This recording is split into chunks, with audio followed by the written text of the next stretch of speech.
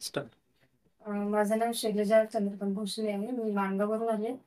अ, मी बरंच मला प्रॉब्लेम होतं हे जॉइंटचा. तर कमरेचं, मानेचं वगैरे सगळं. पण बऱ्याच ठिकाणी औषधोपचार करून पण फरक नाही तेवढा मला मिळाला. पण इथे आल्यानंतर मला एक बऱ्यापैकी म्हणजे इफेक्ट पडला माझ्यावरती. आणि अजून पण ट्रीटमेंट मी चालू ठेवणार आहे पुढची. आणि इथले जे आहेत आपले मॅडम वगैरे व्यवस्थित सगळं हे करून देतात.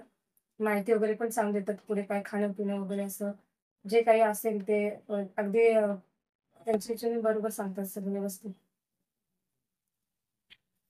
तुम्ही इथे ट्रीटमेंटसाठी आलात साधारणपणे मे महिन्याच्या शेवटच्या आठवड्यात. हं. तर इथे येण्यापूर्वी तुम्हाला काय त्रास होता? इथे येण्यापूर्वी मला कमरेचा खूप त्रास होता. हं, मानेचं माझं कमी होतं, पण कमरेचा खूपच होता. हं, मणक्यांची झीज होती.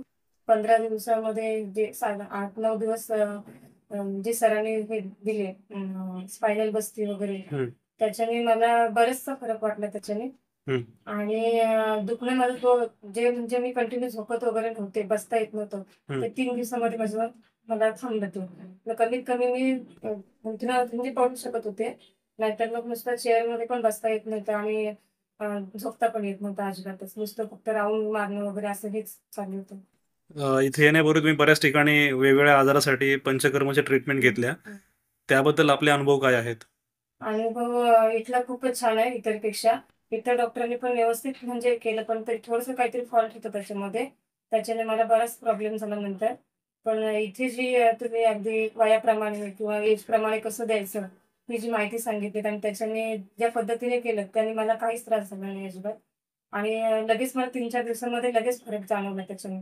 तुम्ही राहायला रायगड जिल्ह्यातल्या माणगावला आहात. हां. तर इथून साधारणपणे 150-200 किलोमीटर लांब आहे ते. तर इथली माहिती तुम्हाला कशी भेटली ह्या क्लिनिकची, गर्जे आयुर्वेद क्लिनिकची? हां, मी खरं म्हणजेच इथे सुट्टीमध्ये आले होते आणि याच्या अगोदरच नुकताच परत त्रास मला चालू झाला हा. त्याच्याने मग आम्ही इंटरनेटवर माहिती वगैरे काढून मग लगेच इथल्या इथेच नेरूळमध्येच मग लगेच जवळपास आहे चांगले डॉक्टर आहेत असं हे करून मी लगेच ते ट्रीटमेंट चालू केली. तुम्हाला या ट्रीटमेंटसाठी कोणी सहकार्य, गाईडन्स केलं का? त्याचं तुम्हाला किती मदत झाली का हां. इथे पोहोचण्यासाठी, ट्रीटमेंटला येण्यासाठी? इथे म्हणजे माझ्या भावानेच नेटवरून सर्च करून एक दवाखान्याचं हे केलं. कारण मला माणगावमध्ये एवढं तिथपर्यंत तिथली माहिती नाही. पनवेलमध्ये जे आम्ही ते पण आमच्या नातेवाईकांच्या नावाच्याने आम्ही पनवेलमध्ये पण मी केलं. आणि इथे पण भाऊ वगैरे नेरूळमध्ये आहेत. त्याच्यामुळे इथे आल्यानंतर मला ती इथली माहिती मिळाली नेटवरून वगैरे. इथे काही जवळ तेवढं आम्हाला माहिती नव्हती. तुम्ही मध्यंतरी पंचकर्म दरम्यान डोळ्यांसाठी एक नेत्रदर्पण ट्रीटमेंट घेतली. त्याबद्दल तुमचा अनुभव काय आहे? खूप छान आहे अनुभव. कारण त्याच्याने माझ्या डोळ्यांची आग म्हणजे खूप थांबली. मला खरं झोप येत नव्हती. डोळ्यांची खूप आग होत होती. जे म्हणजे खूपच म्हणजे अगदी असं उष्णता जी होती ती खूप कमी आली माझी उष्णता. एकंदरीत तुमचा जो आता त्रास आहे, त्याबद्दल जे पंचकर्म ट्रीटमेंट झाल्या मणक्याच्या आजारासाठी, त्याबद्दल तुम्ही इतर रुग्णांना सजेस्ट कराल का, की तुम्ही मणक्याच्या आजारासाठी ऑपरेशन न करता पंचकर्म ट्रीटमेंट करून औषधोपचार घेतला तुम्हाला फायदा होईल, असं तुम्ही इतर पेशंटला सजेस्ट कराल का? हो, नक्कीच करणारच. कारण आमच्या इकडे बरेचसे पेशंट आहेत.